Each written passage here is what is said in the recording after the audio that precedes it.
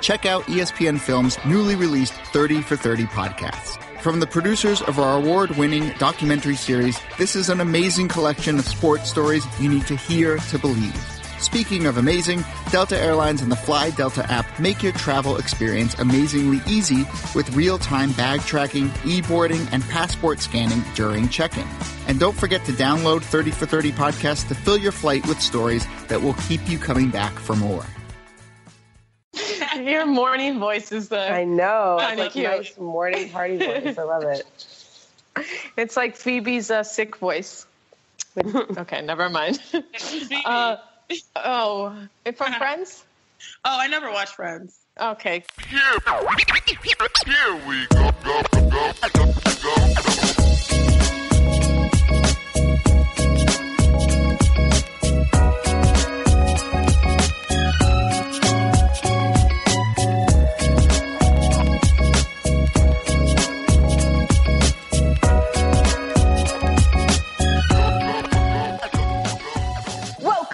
To the Hoop Collective. I have no idea what that was. I don't know, but y'all both have too much energy for me in the morning. We're over here like almost at noon, and Momo just woke up. But y'all you got that hype man. Chinea Gumake, are you in C-Town, as you call good? it? I'm in C-Town, baby, for the 99s and the 2000s. Oh, gosh. Okay. Ramona out in L.A. Is C-Town, is that Connecticut? Is that what you're trying to say? No, it's not. Yeah, no. Pretty much because the state is big as a town, so we call it C-Town. Oh, okay. No, we as in she calls it C-Town. Or B block. I call it the B block, the Bristol block. You know what I'm saying? That works more. I think it's just like she's from Houston, so we have to like let her say things like that. Exactly. Right. Because that's all. Always you know what? That's a new segment. Chinea says things. Because we still didn't let the world know about her, swaying back and forth during the World Series. But that's, we'll keep that in the vault. We'll keep that in the past. Baseball.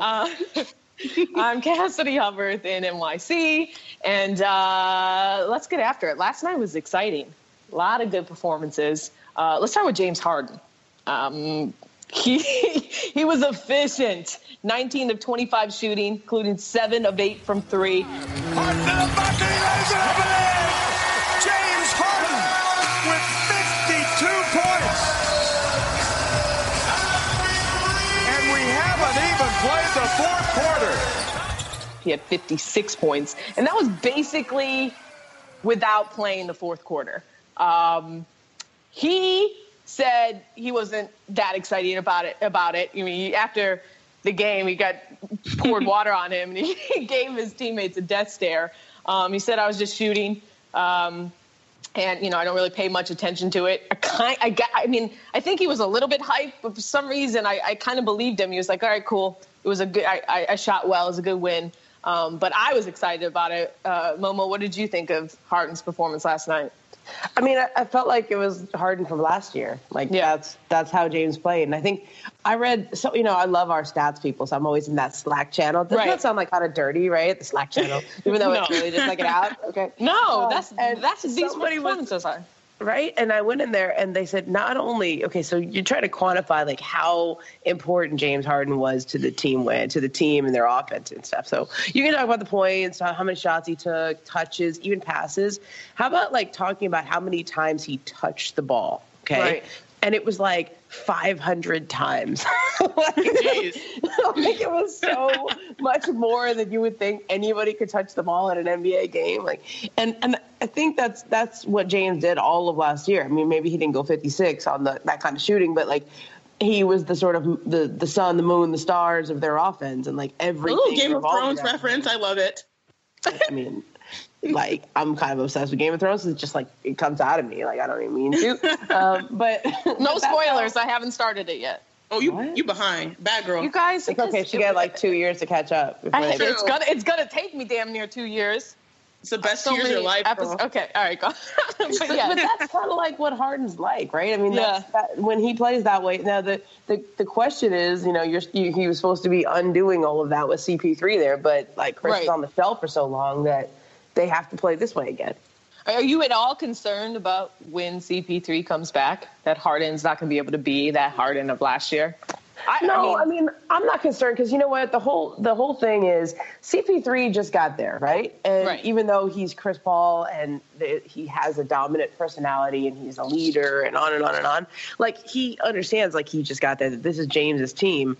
And I think because he's going to have missed the first month, maybe 2 months of the season by the time he comes back, you can't just like when you come back in that situation, you have to fit in. And the whole point of him going there was that they were not going to play that many minutes together. Like James was going to be able to play the way he plays and Chris was going to play the way he plays because they were only going to be on the court together for like 14, 15 minutes a game. And jumping in on what you said he was 7 for 8 from 3. He had I think that's his career high. Wasn't there post-game sound where he was like 1 point away from maybe, is it the Rockets record? Yeah, the Rockets record. Yeah. And that's what you heard a little bit of this, like, we got the win, trying to play humble. But the point that I'm bringing up, the 7 for 8 from 3, he was also 7 for 8 in the paint. And it's crazy. Sometimes when you see guys explode for points, they tend to fall in love with their shot because they're hot, and that's what works. But he also did it in the paint. And I think it's also funny because, coming from Houston, the Rockets now have the best record in the West. Okay, hometown, H-Town. Okay. Sort of. I'm trying to keep track. We've got an 8-game sample, so I'll take it for a moment. But overall, when I look at this game, I always think, okay, they took him out early in the fourth, and I'm like, Coach D'Antoni, why can't you let him go for 70? And I was trying to investigate, and I was like, okay, is he not playing in the fourth because they have games? Is there a 3 and 5? Is there a back-to-back? No, their next game is Thursday. So I would have loved to see him play a little bit longer. I mean, I know Klay had 60 points in 29 minutes, and that was sort of the beauty of it, right? And I guess coaches want to sit, but I was like, I don't know how high that ceiling could have been if he stayed in. But you touched upon it, Ramona, as well. 500, what is it, touches? Like, that's absolutely crazy. Wait, listen to this stat, Tanae. Harden sat, with 7 minutes left in the fourth with 92 points combined, points and assists. Kobe had 85 in his 81-point game. Oh, my gosh. That's ridiculous. No, that's not. I mean, like, and you're talking about it, like the ball dominance that he takes and has and uses in those situations. I mean, you can't do anything but marvel. And this is like against the Jazz, whose defense is good. This is against like his teammates. I love it when you watch someone going off and you start looking at the offenses, like they go straight into dummy mode. And that's what the Rockets were doing. They're doing, what do you call it? Like sweeps on the baseline. People were just trying to do Oscar-worthy screens on offense, but everyone knew James had the rock and he was going to do his thing. So to me, it was really funny to watch him literally take on the entire team, and then to see the Rockets, like, I mean, CP3, I think he went on social media and was like, yes, this is what we're talking about. It's cool, and it's just strange to me. I saw a full moon here in the great state of Seatown. Oh, my God. Moon. I was like, it must be the 50-point full moon because not only Harden and LeBron, but then you got Zingas going off a career high. So it was a good day. I mean, I think the full moon called it. Yeah. Look, here's the thing. Here's the thing with these Rockets. Yeah, I don't, okay. So James Harden, we can move on from that. We still love her though. We love her though. I love you for things like it's that. It's the enthusiasm. It's the positivity. I love it. See, you don't even need your coffee, Ramona. You got today. I'll wake you up, y'all. Just to point something out, just how efficient, James Harden was. I had the Rockets on Wednesday, and they shot lights out at the Garden. And but heading into that game, there was talks about some serious shooting issues. And when we sat down with Mike D'Antoni, he goes, "Look, guys, we just suck right now. They say it's a make or miss league. We have not been making." And that's that's just kind of the story of this Rockets team. It's like they shoot so much that it's just whether or not they can hit. D'Antoni was not worried in any way. It's just eventually will come around. And I think that obviously it just falls on Harden. And he just becomes like impossible to guard too, to your point, Chene, if he's like getting into the paint as well. The whole thing though with him is that he can't do this at that level over an entire season and then playoffs. Exactly. Like you had to get him some help. As we saw last year. Yeah, I mean, at the end of the season, there was games where you'd see him in the fourth quarter or whatever it was, and it was like he didn't have it anymore. And that's kind of, it's not just a James Harden thing. That is everyone who's ever played for Mike D'Antoni thing. Like, I remember when D'Antoni goes to the Knicks, and it was like they would get off to a nice start, and then you could just see they would run out of guys because he always goes to this sort of 7-8 man rotation, probably not even 8, probably like a 7-man rotation. And they just don't go that deep. And then guys by the end of it of running and getting up and down the floor and shooting every time you get the ball, like you get tired after a while. I mean, and like my favorite thing in LA when I used to cover D'Antoni teams is like, okay, practice is at 10, and you'd be like, what time is media availability? And usually it's like an hour and a half later, like probably, practice at 10, probably media is at 11, 11:30. Then they'd be like, you might want to get there at 10. Like, they don't practice much. Like, just show up. He's gonna let him shoot the ball a little bit, and that'll be it. I gotta get the stat right because I remember seeing it in the Slack channel. But let me because Micah Adams is such a great wizard of stats, right? So like here's the shout out to Micah. Stat. Okay, here's Micah Adams. Okay, while he was on the floor, Harden dribbled the ball nearly 500 times more than the rest of the team combined. Okay. According to Second Spectrum, Harden pounded the rock an incredible 631 times in the 35 minutes he was on the floor. That number could have been like 800 if he played the fourth, but keep going, girl. Right. So he had 631 dribbles in his 35 minutes, okay? Eric Gordon is the next highest. He had 61. I don't think I've dribbled that much in a career. I mean, get yours. That's why people are like, how is CP going to get – I know they're going to have to play together. So I'm saying, okay, I want to take this moment and pick y'all's brains because in my head, when I watch James Harden like this, I always tend to think, okay, who's better off the dribble, James or Kyrie? Because to me, those are the two elite one-on-one scorers off the dribble in the NBA. Oh, and I really sometimes give the edge to Harden just because of his size and his ability to play bully ball in the paint as well. What do you guys think? Am I crazy, or do you think that's reasonable? I'd probably say James, just because like James is bigger and stronger. Like it's so funny because Kyrie's like it's prettier to watch. It's prettier to watch Kyrie, but Harden's ability to adjust his body is unlike any other player in the league. In one-on-one, so here's the other thing. I'm going to stick up for Kyrie just a little bit, okay? Because in one-on-one, James is going to get to the lane. Kyrie's a way better finisher at the rim than anybody else on the planet, okay? So it's not like James is bad, but Kyrie is just, like, excellent at that. Yeah. But James gets to the line. But James is, like, incredible talent, like, that nobody else can match, is that he is really good at getting fouled. Like, no matter where he is or what he does, he can get fouled. And go ahead. You don't call fouls in one-on-one, right? You don't call. You can't call a foul every time. So. And what makes this impressive on his 56 points, he wasn't really at the free throw line. You would expect he was there 25 times, but he really wasn't. So kudos to Harden, but shout out to Kyrie with the king of the English on the back. Well, no. Shout out to Kyrie too, because like James, Kyrie started to find his teammates. And he's starting to, I saw that nice little behind the back pass, I think, to Jaylen Brown yesterday. That was pretty. Yeah, the Celtics have won 8 straight, so we'll get to them later. So Harden basically looking like he was last year in his runner-up MVP season. Kristaps Porzingis, though, unicorn, is doing things that this start is special. Like he has 7 30-plus point games this season. He had 3 total in the 2 seasons combined.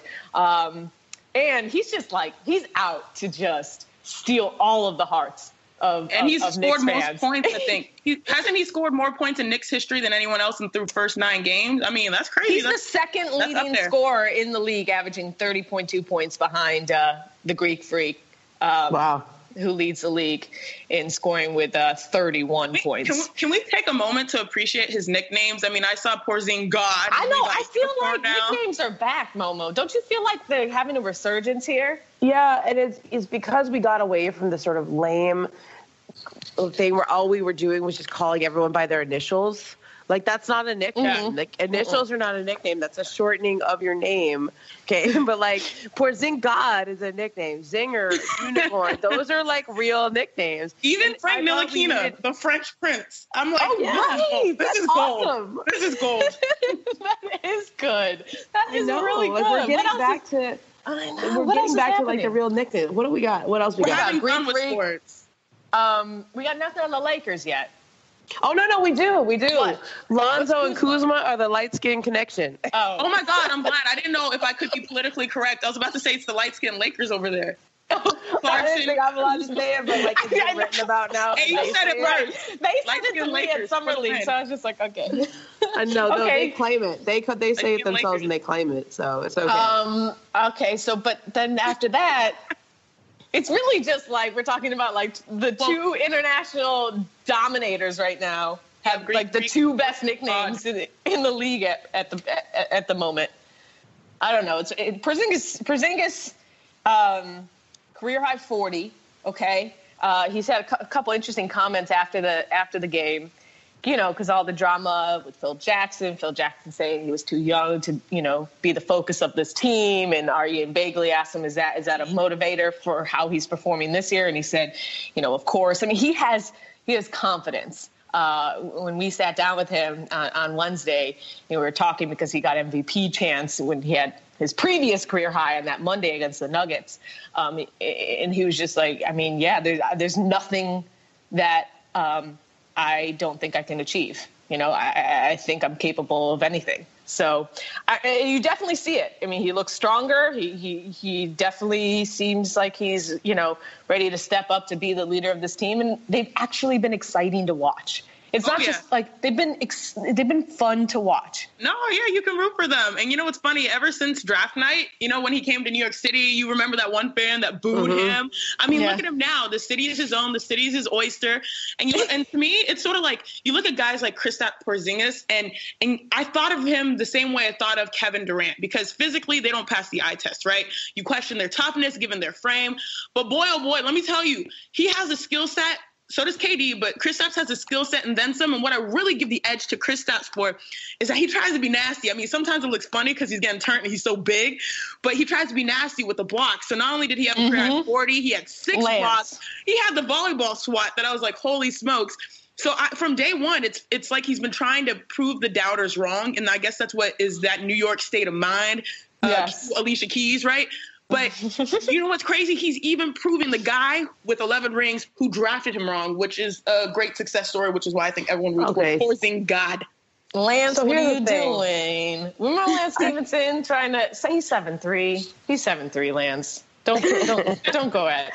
Sorry. Okay, so here I gotta stick up for Phil a little bit, okay? And like the most unpopular position ever. But like Phil was coaching, like even though he was the GM and president and stuff, and he was not the coach. But like his being hard on Porzingis and like saying some of the things he did or putting some of the things he did out there and like entertaining the idea of trading him. Like he didn't really want to do that. That was just him getting under his skin. That's him trying to motivate. And like I remember talking to Phil at that time, and like he was, you know, that was it irked him when Porzingis left without doing the exit meeting, and he like compared it to when Shaq left after exit meetings. Remember that one year where Shaq just like didn't show up and everybody kind of wrote about it? Well, like Phil was like, yeah, that's true, but Shaq and I met up away from the facility and away from the media like a couple of days later, and he's written about that in his book. Like it's not a big revelation, but it was, you know, the idea was you don't want to send a message to the franchise that you're not in. Like if you don't want to talk to the media, if you don't want to be part of like the Carmelo Anthony circus at that point anymore, fine. But like you also you're supposed to be the face of the franchise. Like you have a responsibility. And so I think like Phil was trying to get him to understand his place in the universe. Like you're not just a kid anymore. You have that's how Phil works. Like you say things and you piss people off and you try to get the best out of them. And like, I know that was him trying to coach him, but you know, but I think whatever. he also He's in Montana with his feet up. Like Kristaps is doing his thing, and like no one will ever credit him that way. But he is the guy who said, "Yeah, I'm going to take him with the 4th overall pick and risk getting booed." And like I was at the Lakers that draft day, and I remember them. Like it was they ended up taking D'Angelo Russell 2nd overall, and I remember the feeling in the room. Like they really liked Porzingis too, and they put him through a workout. They had Mark Madsen, shout out to Madsen, Stanford connection. Yeah, Marky Mark, let go. Okay. They said to Mark Madsen, go out there and rough him up. We want to see how he handles like pressure and like a physicality, right? In his pre-draft, in his workout with him. And he handled it great. Like if anything, it brought out the competitiveness in him. And I remember them telling me he did a workout where, you know, just a vertical jump, right? And he would like touch the top. And he said to like their trainers, like, you know, what's the best that anyone's done on this? And they were like, it was higher than what he had jumped. And he was like, let me do it again. And they liked that he was so competitive, but then you looked at the frame and you were like, okay, how long is that going to take to fill out, right? How long is that kid? And they just didn't have the guts to take him at number 2, even though they felt like he had what was inside of him to make him to be a great player one day. And like Phil Jackson took him 4th overall and got booed. So let's just completely rewrite history. Like the kid had it. Like he just, whatever's inside of him has been there. But my only thing is, and, this is probably me because I'm the player perspective and you really get into depth with the front office. Sometimes, like, when you hear people's dirty laundry too much, it just doesn't make anyone look good in the organization. Yep. And to me, for so long, we were hearing the Carmelo's unhappy. Porzingis, and while Carmelo was unhappy, they did shut him down, or Carmelo shut himself down. And then Porzingis, he was the constant. He was the one out there that was still playing. And so I think towards the end, I mean, I don't want to just be a player's advocate, even though I'm a player, because I respect the 11 rings, boy. But I really think that the dirty laundry was out there way too long, and that at some point it just made everyone look bad. And I think it's good for Porzingis to use it as motivation. But like you said, I mean, come on, he's gonna be happy in Montana. He's rich for the rest of his life. I mean, I think right now it's all about legacy and reputation, and I just hope that Phil Jackson has an opportunity to really better that like post Knicks. So I think like when we look back on Porzingis, and especially this like first 9 games, and if he keeps it up, like I was reading Alan Hahn this morning, he writes for MSG Network, but he used to write for the Daily News and Newsday, one of those tabloids out there forever, and he was comparing it to Patrick Ewing's 3rd season, where like you could see the flashes of this the first couple of years, but it wasn't until that 3rd year when he really took off. And I know everyone in New York must just be going like nuts right now over Porzingis, especially that game. But I will say this: like, I think sometimes we look at it as like, okay, Phil didn't recognize he was great. No, he recognized he was great. He drafted him, and he was trying to trade Carmelo so he could accelerate the process of making it Porzingis' team, right? So this all happened post-Phil, and Phil, he tried to trade. He didn't really try to trade him. It was sort of like, okay, I'll trade him for LeBron, right? Yeah. Like I think it was a motivational thing, and there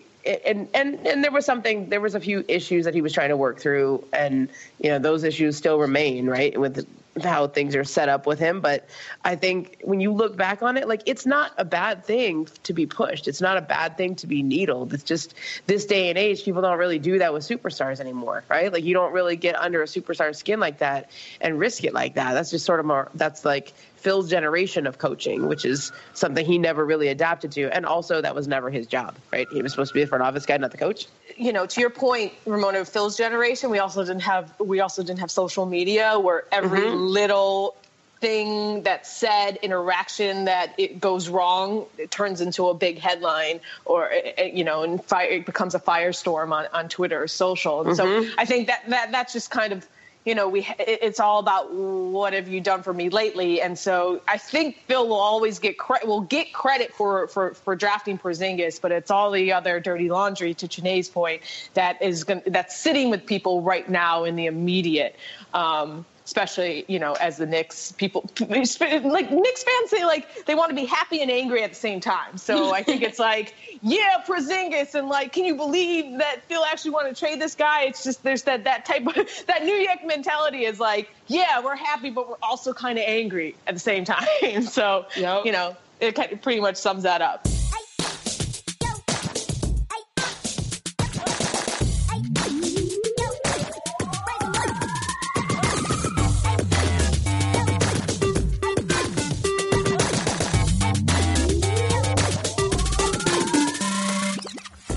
You think Porzingis and Harden's performance were more impressive than LeBron's on Friday, when he had 57, 11, 7, 3 steals and 2 blocks versus the Wizards?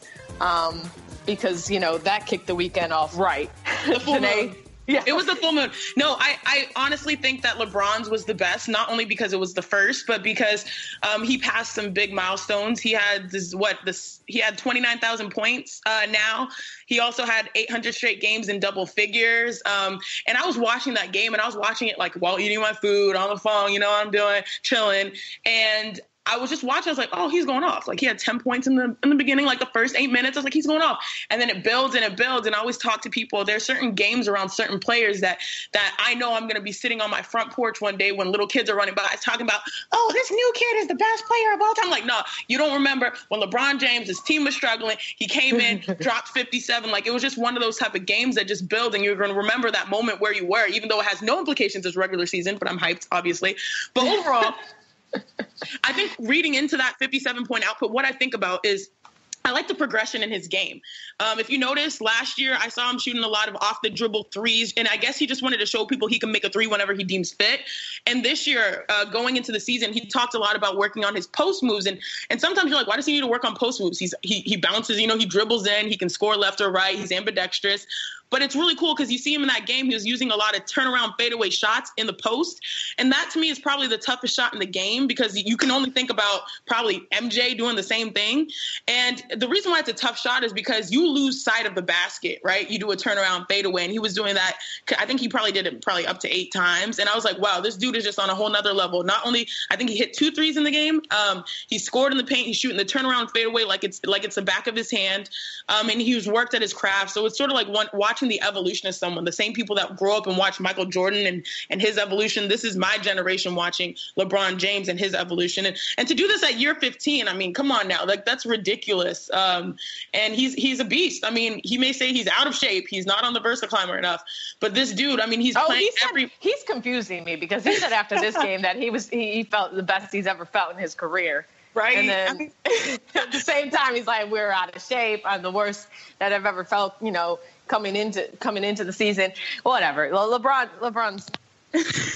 Well, the thing about LeBron is like, I mean, okay, no offense to Harden or Porzingis, but I felt like LeBron's was the biggest of those performances. Not just like, okay, he had 57 points, 11 rebounds, 7 assists, 3 steals, 2 blocks, right? Yeah. And you look at how, 35 shots from the field, that's ridiculous, like 23 for 35, right? But he had to, because the Cavs are really bad right now. Like, their starters are bad. Like, they were going into DC. They needed like a statement win against this team that I don't know if you. Yeah, did you see Bradley Beal and John Wall with Rachel Nichols the other day? Yes. Like, oh, we think we're the best team in the East. Like people were kind of smelling blood in the water with the Cavs, and they still do, of course, because they went down and lost to Atlanta the next game. Okay, but they were just gonna like write that off as like, oh, we forgot there was a game today, and they just showed up and got work. But like, I think with the game down in Washington, like they needed to win that game, and like they needed to like assert that they can still beat the Cavs. And so if your teammates don't have it, then you got to do it yourself. And like LeBron doesn't often do that, but like he really wanted that game, and it kind of reminded me that when LeBron wants something to happen, he's capable of doing it anytime. Like he's capable of imposing his will and having a game like that anytime he wants to have it. He just doesn't do that all the time because, he'll never make it through a season if that's how he has to play. But it was just a little reminder. I'm still here. No, exactly. So Porzingis, his performance was like, I'm on the come up, but I'm real.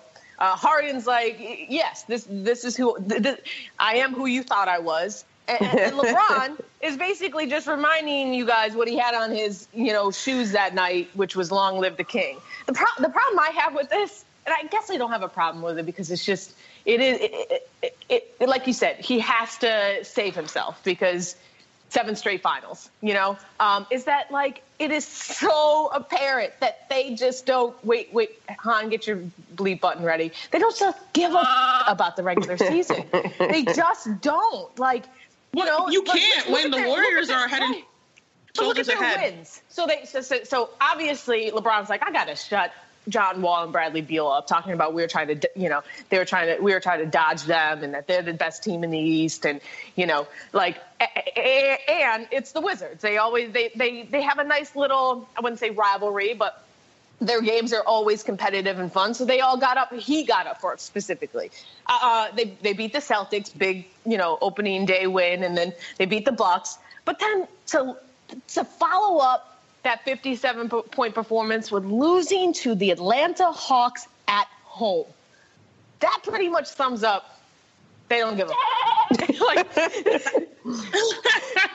how else to put it. No, you're right. Because you look at the game, LeBron, he had 26 and 13. Oh, if you said that LeBron had 26 and 13, D-Wade had like 20 plus off the bench, Kyle Korver had 23 points, you're going to be like, oh, it's in the bag, Cavs won. But they didn't. So that's like an alarm. You're right. But at the same time, I think you're right. They only get up when they need to because it's everyone chasing the Warriors, right? And they know that it's a long game, not a short game. Now, the question to me is how will this affect their playoff seedings in the East? Will they be mad now? Will it be more to the storyline with John Wall and Bradley Beal saying, oh, they don't want to see us? Like they're sort of starting behind where they can't really control where they land, right? But at the end of the day, I think everyone knows they're playing for January when IT gets back. And Ramona, earlier on the pod, you were saying, oh, it takes a while for an injured player to get back. So, like, they're not really planning for that rainy day. They're just planning for hopefully we can buy playoffs, have a full enough team that it doesn't matter who we're playing in the East. We'll come out and then we'll compete against the Warriors. But to me, it's not fun. It's not fun for fans comes back. Like, we're assuming IT's coming back, right? Like, I think he will. He's putting out, he's starting to put it out there that he's coming back. Tweet. Like, he's reminding people that he's going to be around. I believe him, okay? One, he's going to be a free agent, and he needs to have some evidence that he can play, right? Like, he needs to have some evidence that, like, that hip is on the mend, he needs to have surgery or whatever it is. But two, I just think he's competitive. I think that kid is just like, this ain't going to stop me. I hope he's back. Like, I really hope he comes back and is the guy that we saw all last year in Boston. Oh, yeah. Like, I really, really hope that. I hate when players get injured. And I really, really hate when they get injured in a way like he is, where it's like potentially career-threatening, right? Injury. And the only reason he gets injured is because, like, it sounds like he was misdiagnosed, or at least they didn't understand the severity of what was going on with him, and called it a groin injury, but it was a hip injury. It led to that, et cetera, et cetera. And he just played through it because he was trying to tough it out, and they needed him. Like, I would hate for that to be his story, and that'd be the end. So. Yep. Here's rooting for, like, Isaiah Thomas to come back and be Isaiah Thomas for the Cavs. And then now they have that second scoring option and guy who can create. Defense is not necessarily going to be solved. Well, defense is just effort, though. Part of the reason why I think that they have struggled is, like, you have Kevin Love at the 5, right? Which defending fives is tough for him, right? Right. But two, it's like an energy thing. So a lot of these guys, like, Derrick Rose, like, I read Dave McMenamin's report. I don't know if people, like, caught that, but, like, that they're going to limit his minutes to I think it's like 31 minutes a game or something. It's like a strict minutes limit, 31 to 34 minutes a game or something.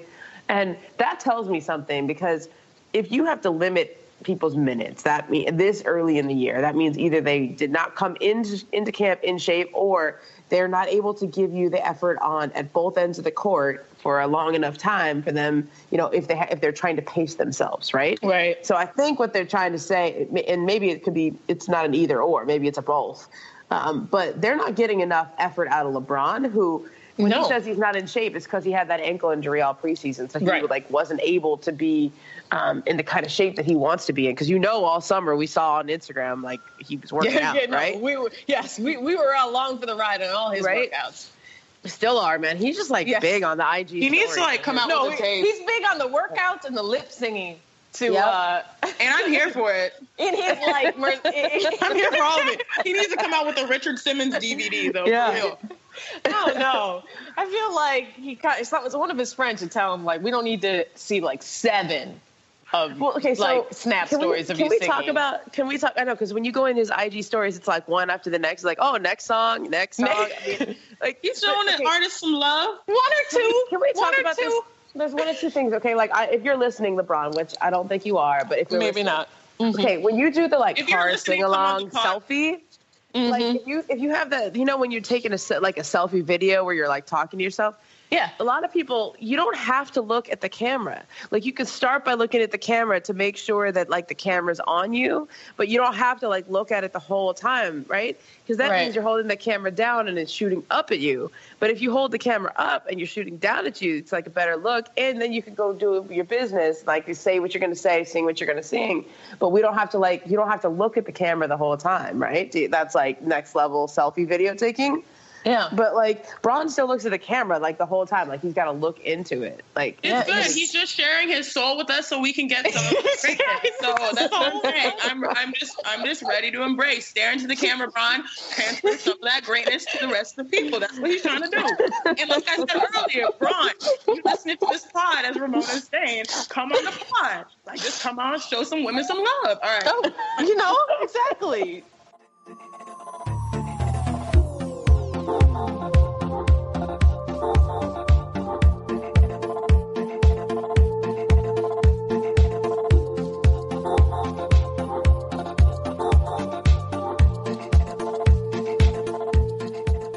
Shanae, on the topic of LeBron shooting those fadeaways, how long does it take when you're going to add something to your game, like from the point where you decide you're going to add something to where you actually feel comfortable doing it in game, and then on top of that, like making it? Yeah, so I would say as a player, there's a progression. So before you shoot a jumper, you better know how to nail a layup.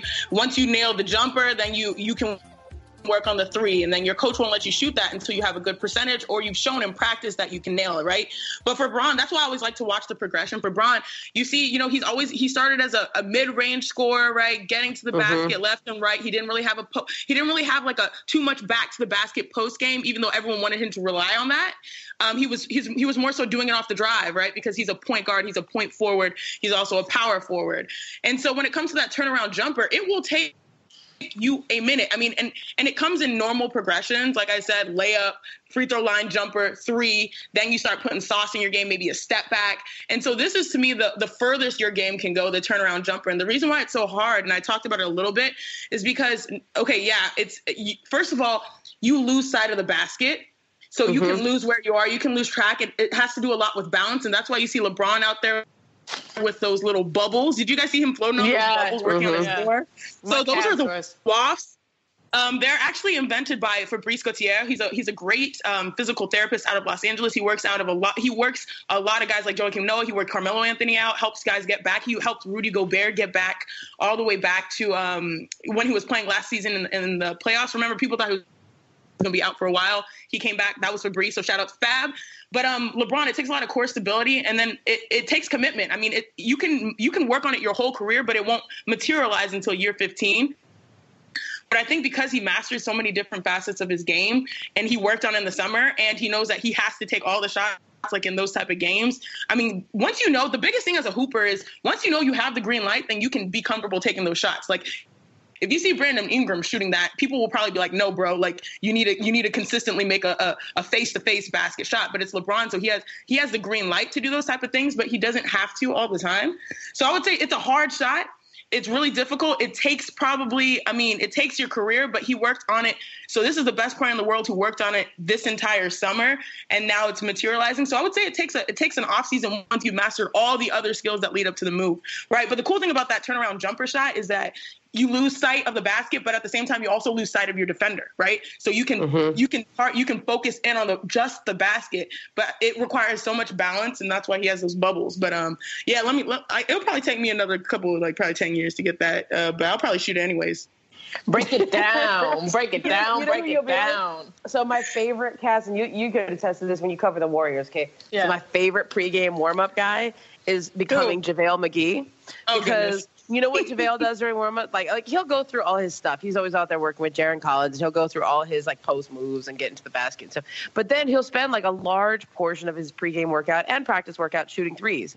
And I have yet to see him like take a bunch of threes in the game. Like that's what he's doing though. He's like does not have the green light. Okay.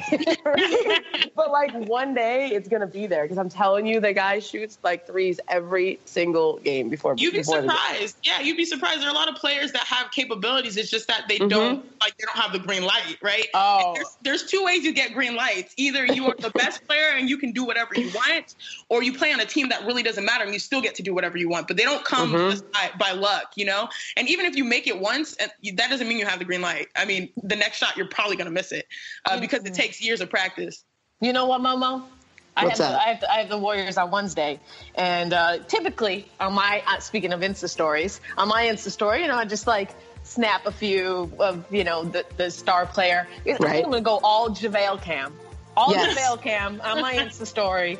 Hold me to it if any listeners are watching my Insta story on Wednesday. It's gonna be all JaVale cam. That is JaVale McGreenlight. JaVale McGreenlight. Good talk a lot, but when you do, you're very funny. Good contribution. Good contribution.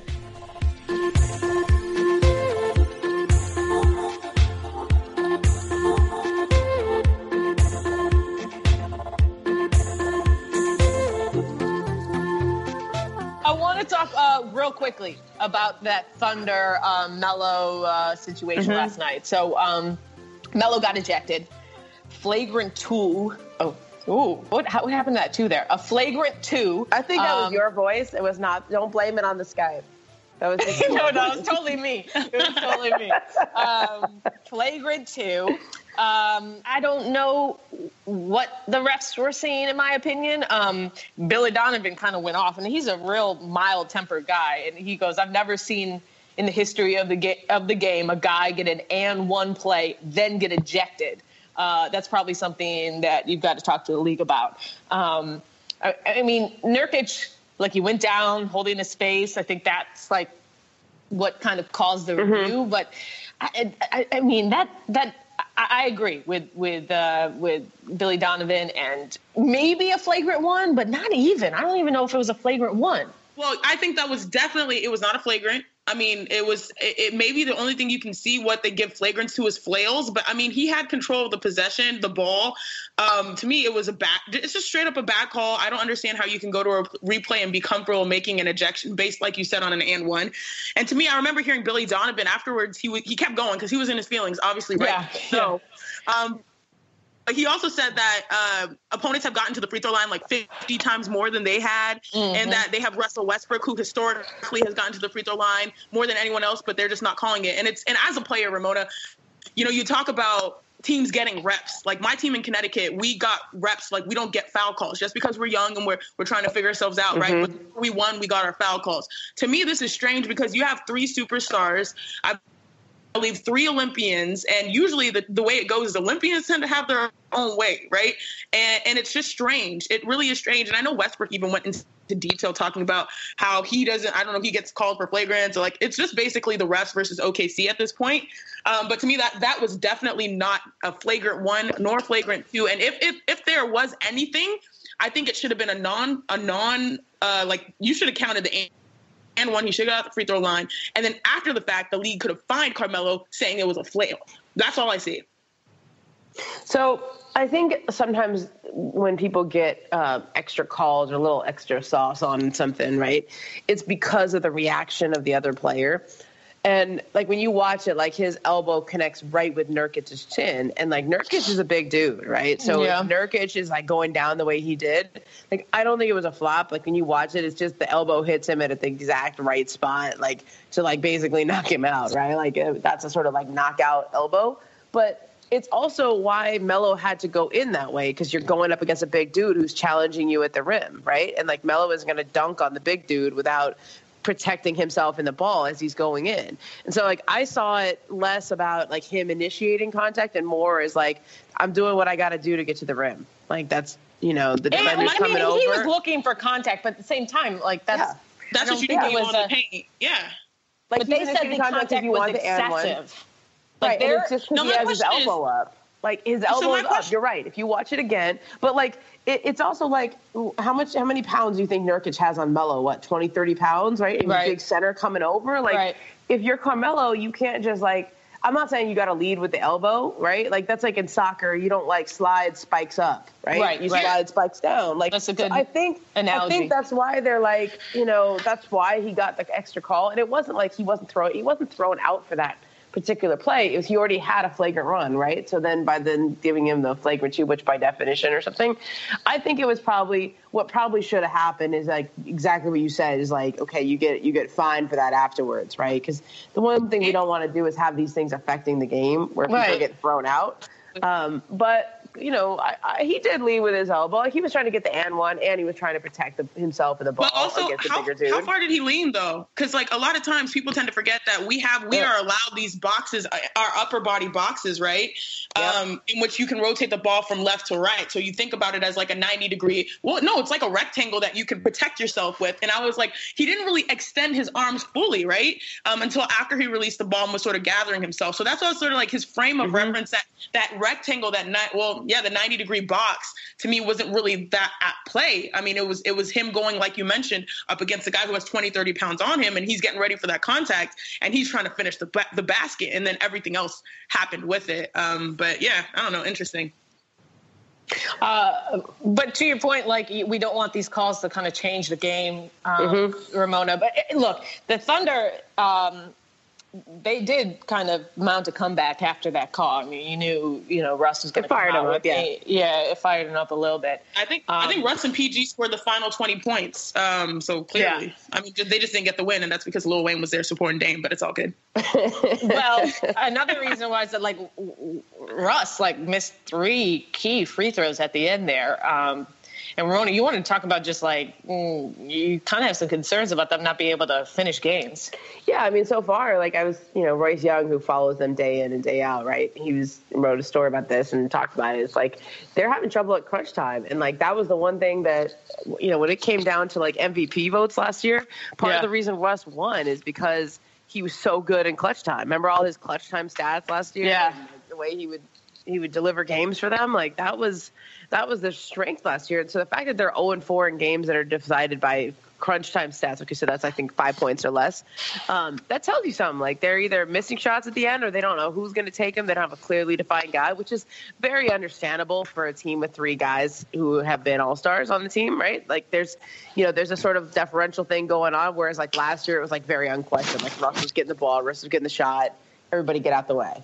If anybody else is going to touch the ball, it's going to be on a tip in. Right. So I think that there's some of that going on, which is what you would expect from this kind of a team. But I think when you look at the Thunder right now, I thought they were going to be better than they are. And the bench and the other role players have been somewhat of a disappointment. I have the stats and information. Guys, look this up. They actually, coming into Sunday's game, had the 3rd lowest bench scoring of any team in the league. The only teams worse were, I think, Milwaukee and the Pelicans. But their bench is only giving them 25, 26 points a game. And, to be expected when you have 3 guys who need the ball as much as they do. But that's something they need to, 1, figure out how to play better, and 2, maybe need to address on the trade market of how to get somebody in there with that second unit who can be a little more consistent. I want one last thing, big topic that we should attack here is the Warriors. Comments and response to Mark Cuban, who was responding to Draymond Green. Basically, Mark told Tim McMahon, that Draymond Green owes the NBA an apology after suggesting on Instagram last week that the word owners be banned from professional sports.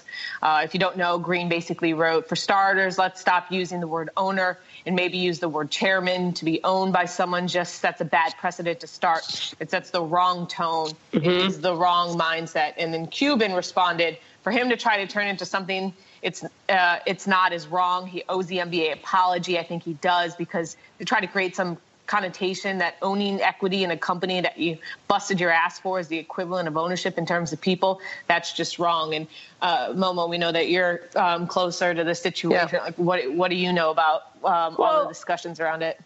I think it's really fascinating. I think this is the really underrated story of the week, that people saw it come out and then we're oh, that's interesting. Okay, Cuban, Draymond, beef, whatever. No, this is really, really deep. And I think the first thing I'll say is that words matter.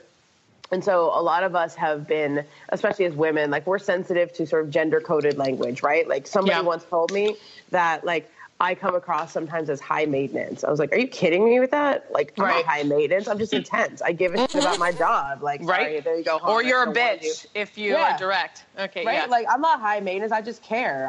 I'm intense. I try hard, right? Right. And so, but you just mean, or do you mean emotional? Is that what you're trying to say? Is that and so I think as a woman, I'm sensitive to certain gender-coded language that will set me down a certain road where I don't think the person who said it really meant to be sexist. I don't think they even are sexist. I think it's just that word that seeps into your language and seeps into how you articulate things and characterize things, but they can be very powerful. And so for an African-American man, the word owner immediately takes an African-American athlete to a place of plantation mentality, of slavery, of you own me. And it's interesting to hear how deep that is. I've talked to a lot of players about this because I can't relate, right? I'm not black. I don't know what that feels like. I know what it feels like to be a woman and hear that kind of stuff, but I can't understand exactly what they mean. But over the course of the last, I don't know, ever since Donald Sterling, right? So that's 2013. Like, that's really when this came to the forefront, where players were basically like, oh, he has a plantation mentality. He thinks he owns us. He thinks he's our master. Like, that is when what people felt when they heard that kind of language and worldview, and when they identified with it, that's when that finally seeped into the public consciousness, because players just flat out said it, okay? Because Donald Sterling put a name and a face and an ugly voice on it. And so, like if I'm Mark Cuban, I'm really careful there, because what Draymond Green was saying was not to grandstand, was not to be political. Exactly. He's telling you his truth. Like, he's telling you, that's how that word hits me. And it's not just me. I'm just the one who's going to say it.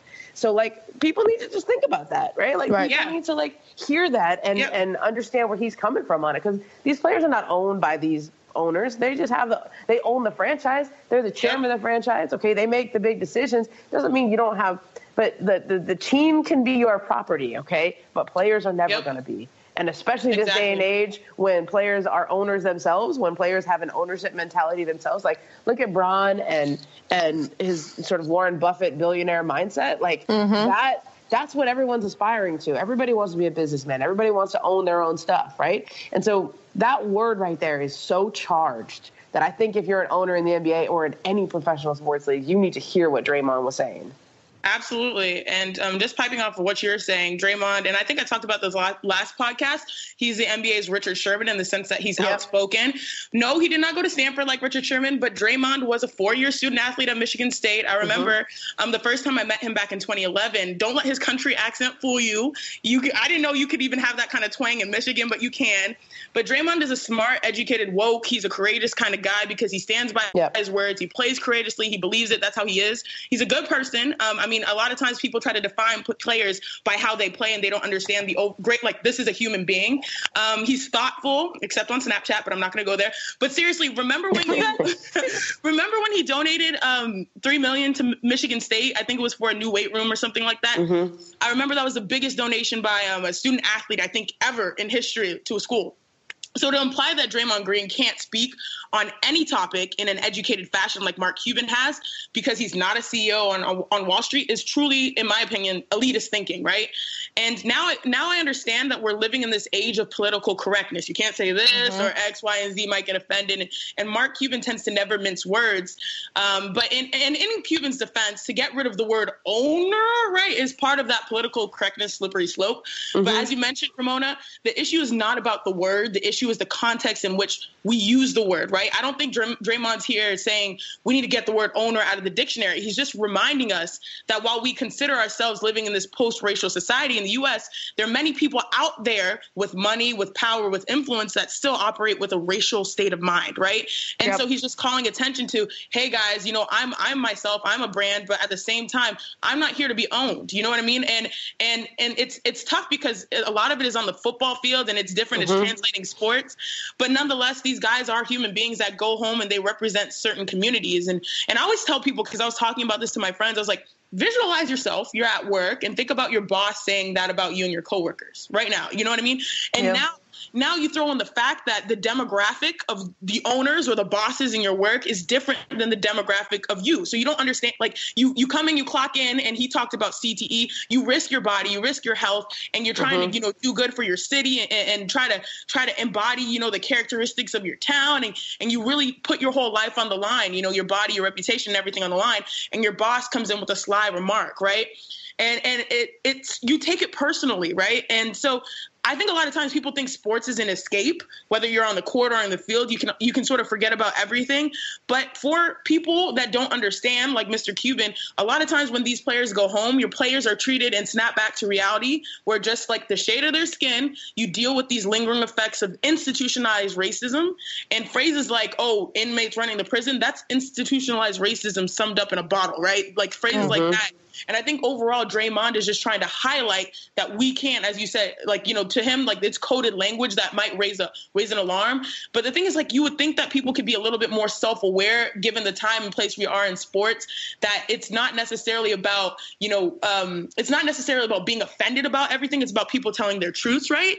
And trying to stand up for themselves and their communities and being braver than themselves in their sport, putting their points of view on the line, because they feel like we're at this certain point in history. So we don't have to get offended just because, the semantics are different. And I don't think Cuban should have to speak out, even though he speaks out a lot, speak out on everything he sees just because we're in this time where we have to criticize because we don't like what's going on, right? So overall, I like Draymond Green's statement. I feel like he stands by his words and it's on him. But, I think Cuban read a little bit too much into it. And it was just, it's a tough situation we're dealing with for everyone. Athletes feel like we have to speak. Owners feel like we have to speak. Coach Popovich came up. I know, Cassie, you're going to talk about it. He speaks his mind. And it's a decision that everyone has to make individually. Nonetheless, I think we should all just take a moment and try to understand each other's truths instead of judging each other's truths. And it just looked like Mark Cuban was judging Draymond Green's truth. It's just, I think Draymond's point was just about being aware. And, Chris Haynes did a great job of getting comments from two of the most thoughtful players in the NBA. And, David West kind of put it, an easy way to understand. He says, I don't think there's nothing wrong with the idea that people should make it clear that you don't own the player. You don't own the individual people. You own the enterprise. So just that message being out there Draymond shouldn't have to apologize for that.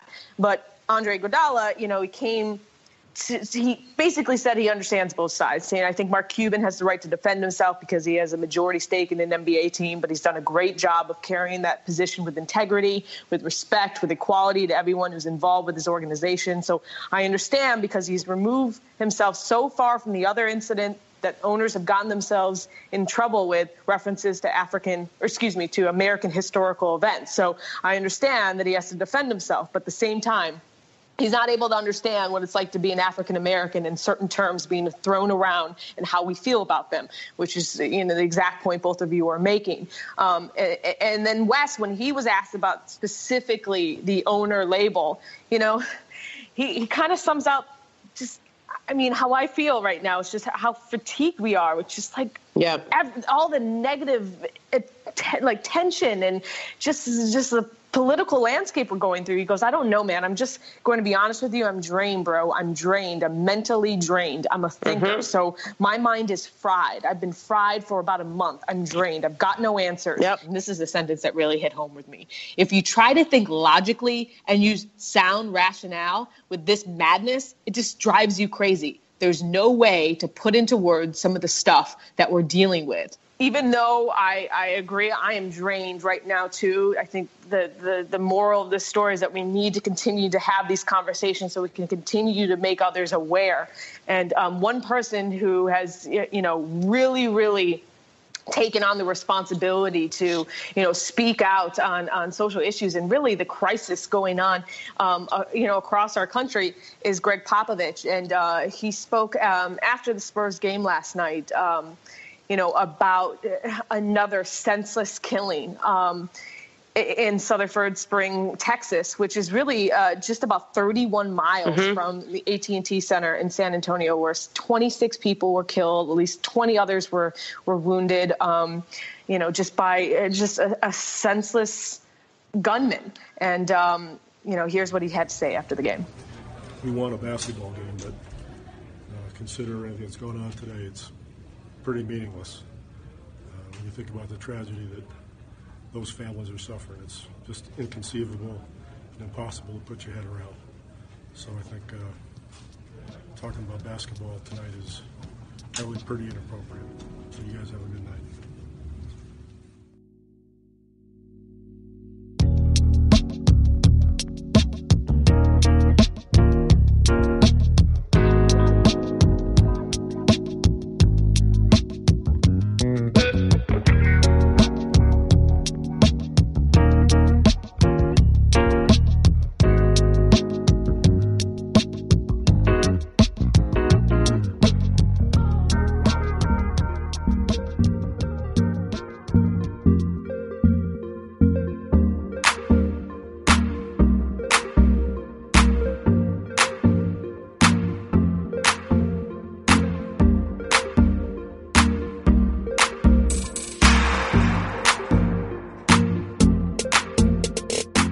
Ladies, let's put some finishing touches on this podcast here. The case of the Mondays. I don't know. I'm throwing that out there because I'm thinking Monday Dimes.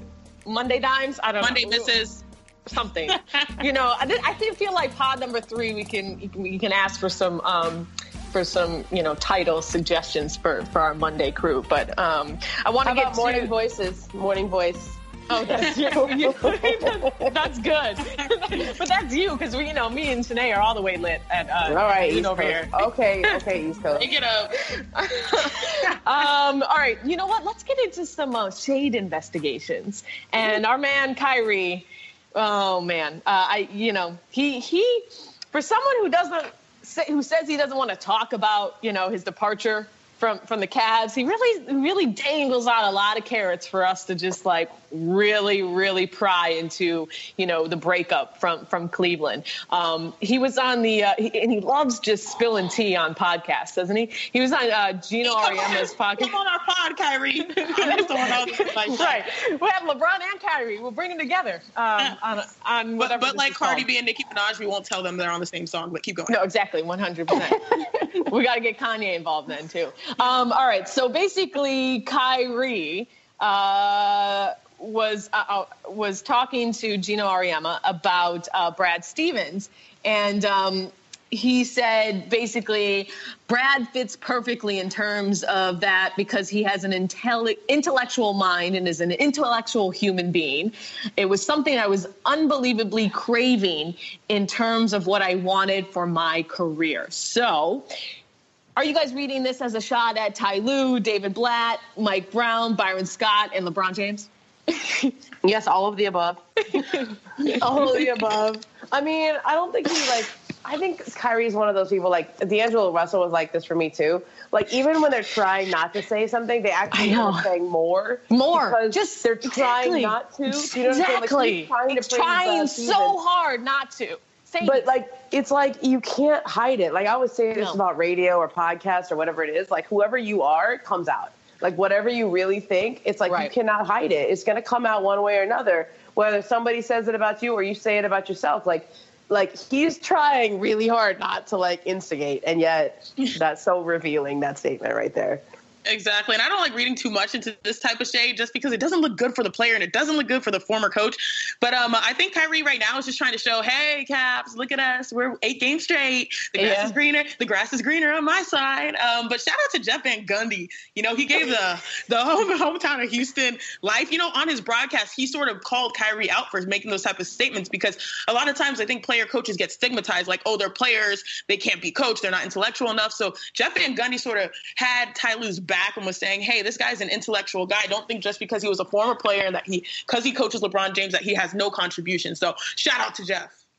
And really, we're talking about intellect, and he's tripling down on this flat Earth situation. I mean, the flat Earth world is no. Okay. So here's what he said again. He goes, when I started actually doing research on my own and figuring out that there's no real picture of Earth, not one real picture of Earth, and we haven't been back to the moon since 1961 or 1969, it becomes like conspiracy too. No, it doesn't. No, it doesn't. There are plenty of pictures of Earth. I don't know what you're talking about. We have satellites up there that take pictures of Earth all the time. It's not. Tell them to use panorama. I mean, no, it's what site are you on? Reddit? I mean, I don't know what you're talking about. And so people are saying he's trying to troll all of us, okay? But then he says stuff like this where it makes me listening to this, it's like he's trying, he's trying so hard. And he goes, all I want to do is be able to have that open conversation. It was all, an exploitation tactic. It literally spun the world, your guys' world. It spun it into a frenzy and proved exactly what I thought it would do in terms of how it all works. It created he said it created a division. Or literally stand up there and let these people throw tomatoes at me, or have somebody think I'm somehow a different intellectual person because I believe that the Earth is flat and you think the world is round. It created exactly that. No, it didn't, Kyrie. I hate this.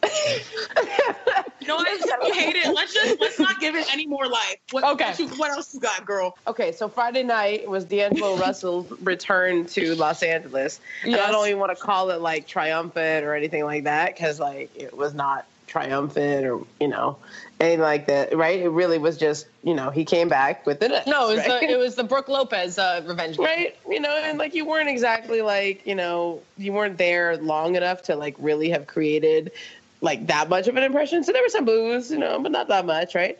So anyway, he was kind of like, he did a pregame availability, and we were kind of asking him about, his time in LA, and he said, quote, "I went through a lot. Kobe's farewell, everything. I went through a lot. So just to overcome that, I salute myself for that." And then I followed up and I said, "Wait, did you feel like Kobe's farewell held you back?" And he says, "Well, he deserved the attention that he got. No matter how I played, none of that was relevant. Kobe's a legend. If he came back today, that'd be the biggest story in the world." So, like, on one hand, he's kind of saying that the Kobe farewell tour held him and the rookies back, right? And the young kids back. Kobe wouldn't let him be great. On the other hand, should we focus on the "I salute myself" thing? I don't know. Everybody on Twitter just like tore that up.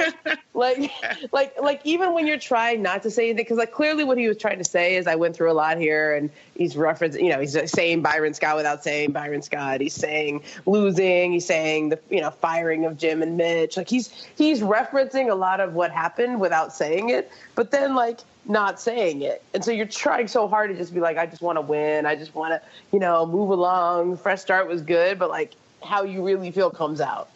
Oh, D'Angelo Russell. I mean, yeah, I think you're right. I just think that overall, there are people that have much greater adversity in their careers than having an opportunity to play for one of the best franchises ever in sports, right?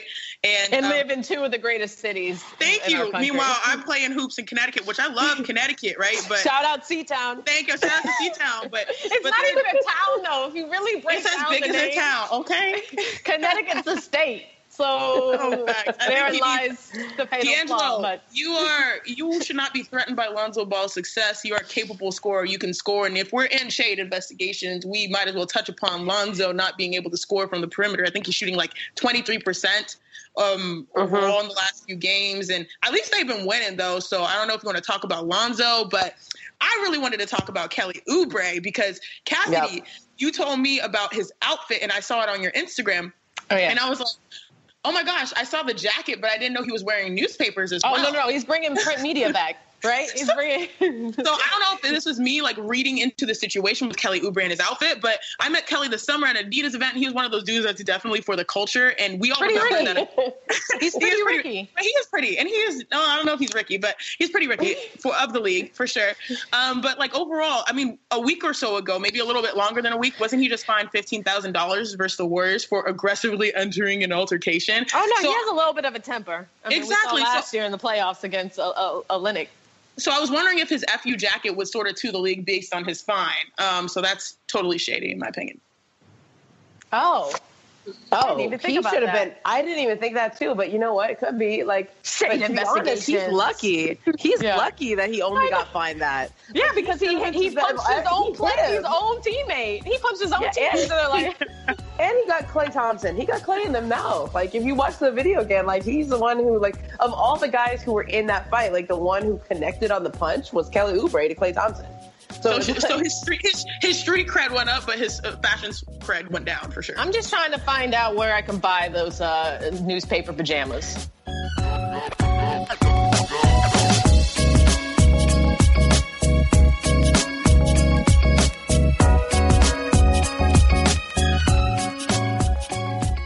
You know what? It's called Connecticut, so shouldn't you call it the Cut, not Seatown? See, there we go. We transitioned. We had another big name. You waited all podcast to say that. Like, when did that occur to you? Come on. Shout out for the Cut.